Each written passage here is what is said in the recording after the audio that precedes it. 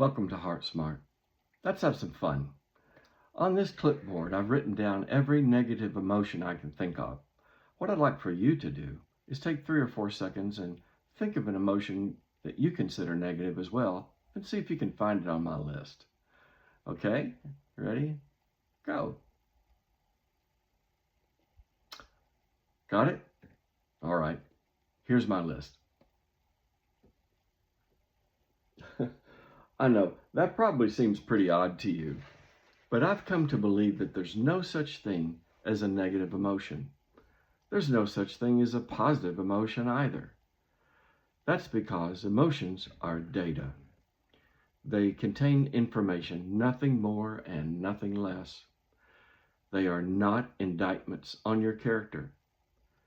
They do not indicate any form of personal weakness on your part either. They're nothing to be afraid of or avoid, but we often do. We'd often rather sweep our uncomfortable emotions under the rug rather than face them.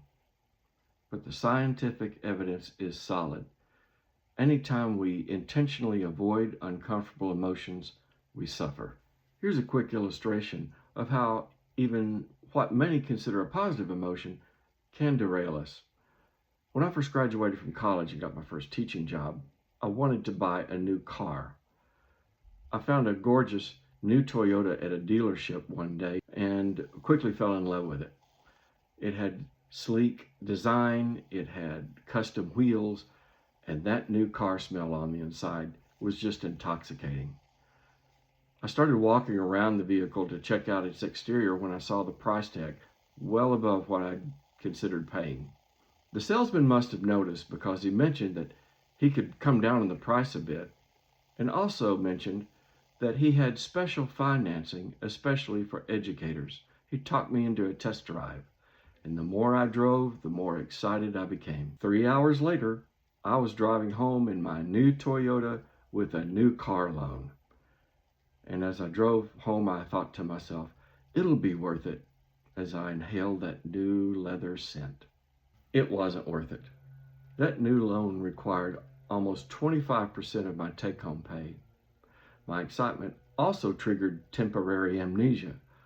I forgot I also had a student loan and credit card debt to pay off, which was probably another 10% of my monthly income. In that scenario, I failed to see how my own runaway excitement could cause me to make a poor financial decision. Because I failed to notice how my own excitement could cloud my decision making, I created crushing debt for myself, which made it difficult to save for other needs. I did pay the car off after about 4 years, but it was tough.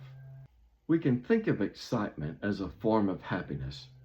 Certainly many would consider it a positive emotion. Maybe now you can see why I believe that there's no such thing as a positive or negative emotion. We either pay attention to their data or we don't. Effective living most often occurs when our hearts and our minds are working together. That's the reason I use the cartoon brain and heart holding hands as the logo for this channel. Begin thinking of your emotions this way. Emotions are not a ball and chain holding you back. They're your friends, pointing to personally felt truth from which you can learn. My Substack article on thought themes explains this further. You can subscribe and read it if you wish. Well, thanks for being here. Stay tuned.